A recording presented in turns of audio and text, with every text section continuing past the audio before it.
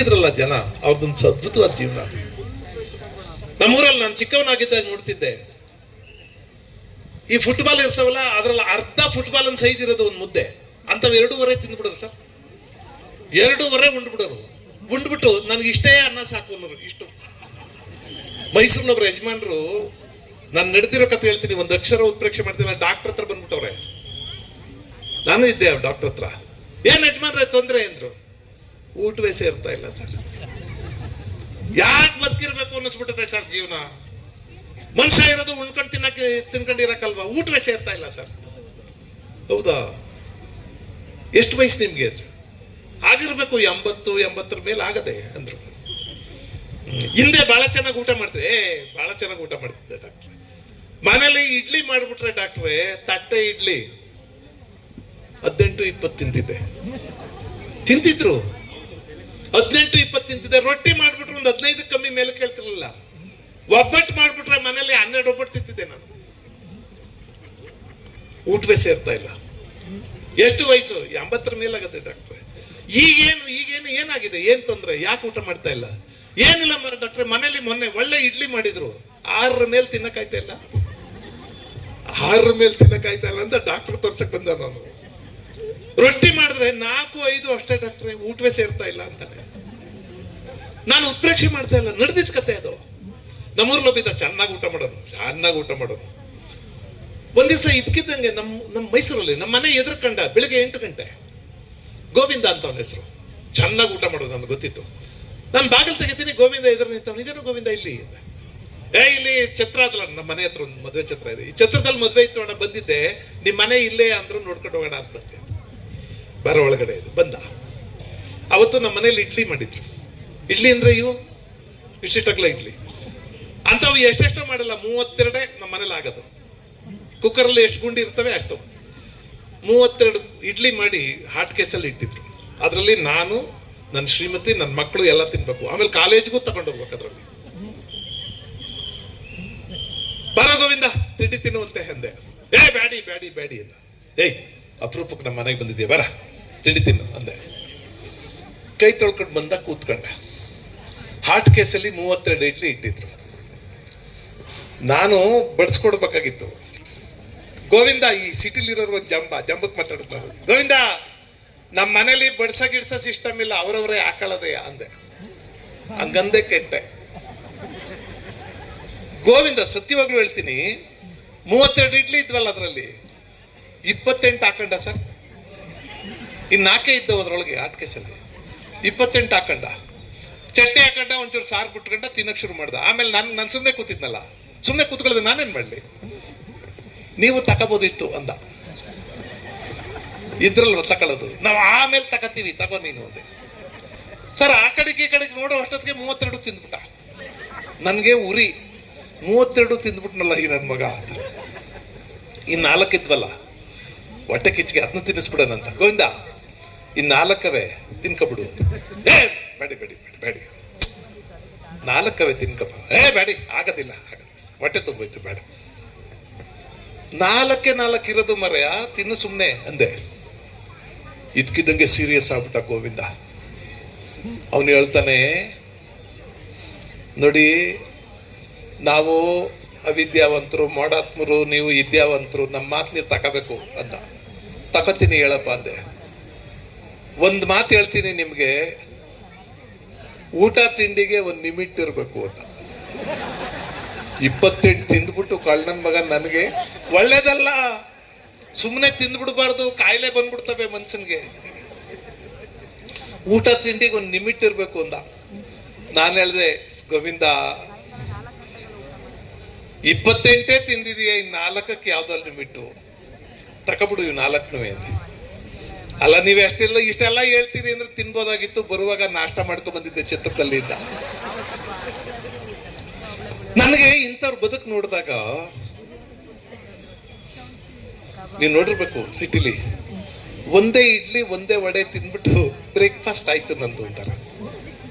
ನನಗಿದೇನ್ ಜೀವನ ಅಂತ ಅನ್ಸುತ್ತೆ. ಒಂದು ಬಿಸಿ ಅನ್ನ ಹಾಕೊಂಡು, ಸಾರು ಬಿಟ್ಕೊಂಡು, ತುಪ್ಪ ಹಾಕೊಂಡು ಕಲ್ಸ್ಕೊಂಡು ಹೊಡಿಯೋದಲ್ವ, ಅದಲ್ವ ಜೀವನ. ನಾವು ಎಲ್ಲದಕ್ಕೂ ಲೆಕ್ಕಾಚಾರ ಮಾಡ್ಕೊಂಡು ಬದುಕೋದ. ಸುಖ ನಮ್ಮ ಕಾಲ್ ಬಳಿ ನಿಂತಿರುತ್ತೆ, ನಾವು ಅದನ್ನ ಕಷ್ಟ ಮಾಡ್ಕೊಟ್ಟಿರ್ತೀವಿ. ಇವಕ್ಕೆ ಹಿಂದಿಲ್ಲ ಮುಂದಿಲ್ಲ, ಭವಿಷ್ಯವೂ ಇಲ್ಲ, ಭೂತಕಾಲವೂ ಇಲ್ಲ. ಅದ್ರ ಹಿಂಗೆ ಇದ್ದಕ್ಕಿದ್ದಂಗೆ ಕೈ ಕೊಟ್ಬಿಡ್ತವೆ.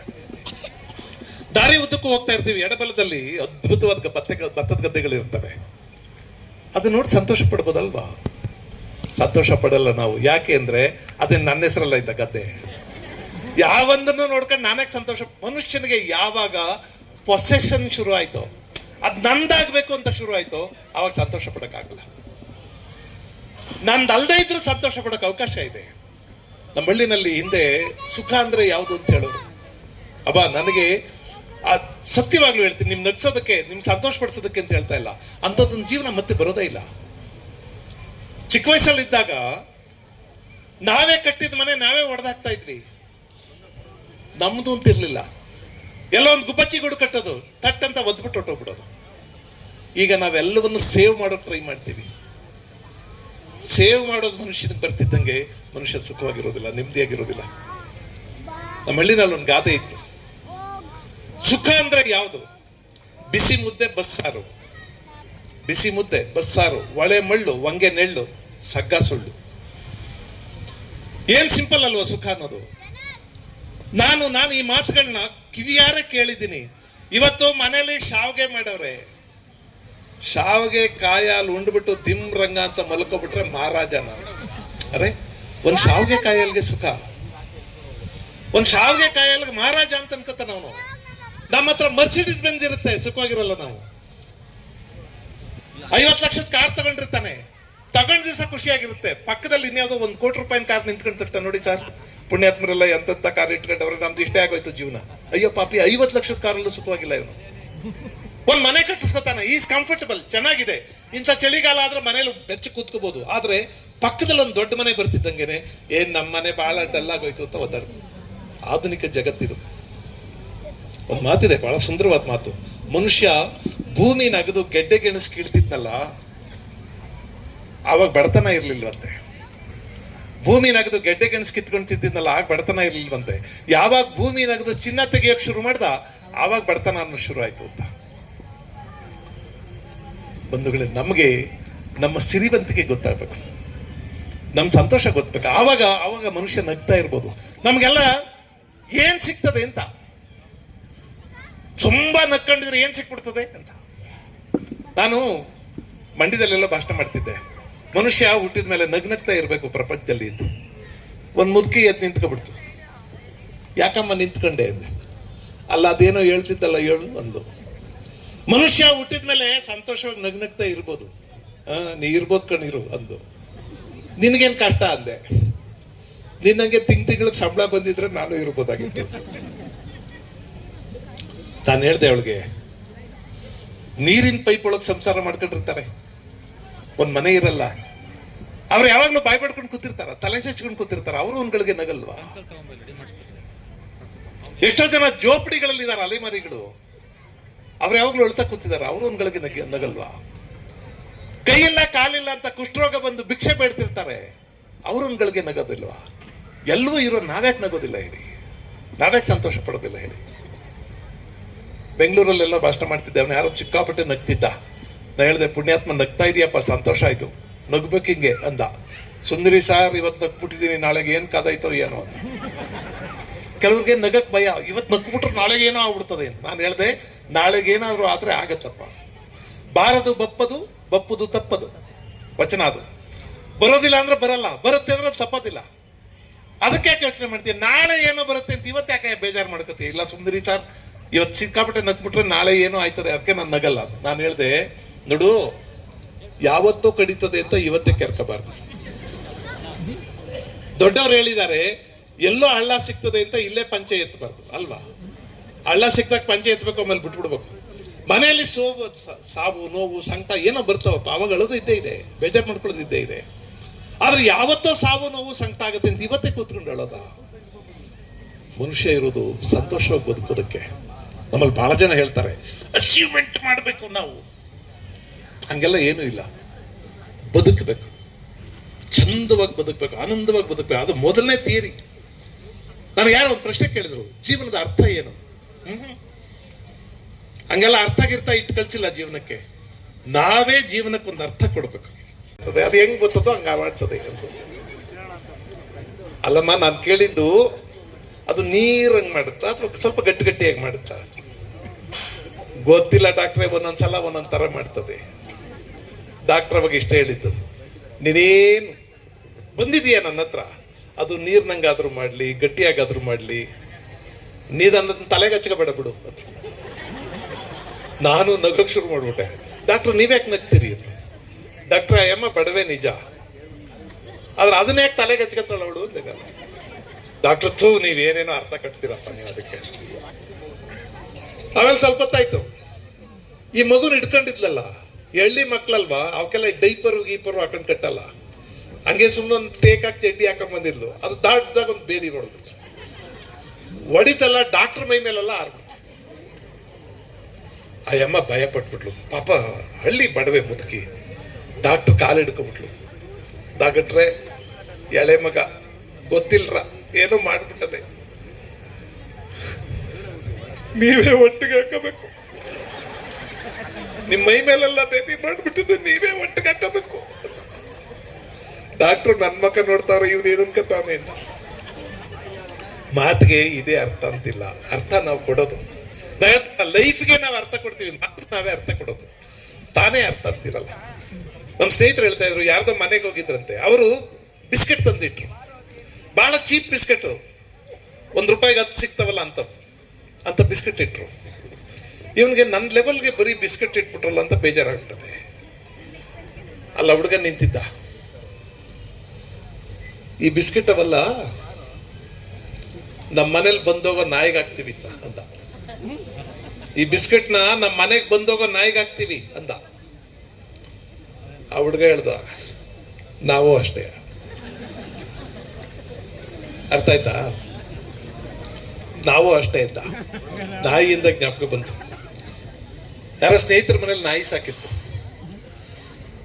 ಒಂದ್ ದಿವಸ ಹೋದೆ, ನಾಯಿ ಇರ್ಲಿಲ್ಲ, ಬಹಳ ಚೆನ್ನಾಗಿ ಸಾಕಿದ್ರು ನಾಯಿನ, ಇರ್ಲಿಲ್ಲ. ಕೇಳ್ದೆ, ನಿಮ್ಮ ಮನೇಲಿ ಒಂದು ನಾಯಿ ಇತ್ತಲ್ಲ, ಏನಾಯ್ತು ಅಂತ. ಅದು ಕೊಟ್ಬಿಟ್ಟಿವಿ.